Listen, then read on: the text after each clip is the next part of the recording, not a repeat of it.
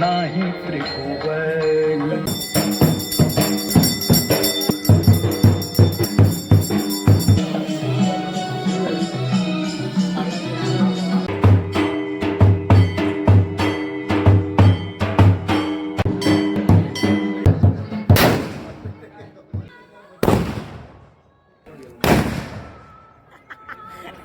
आणि याचा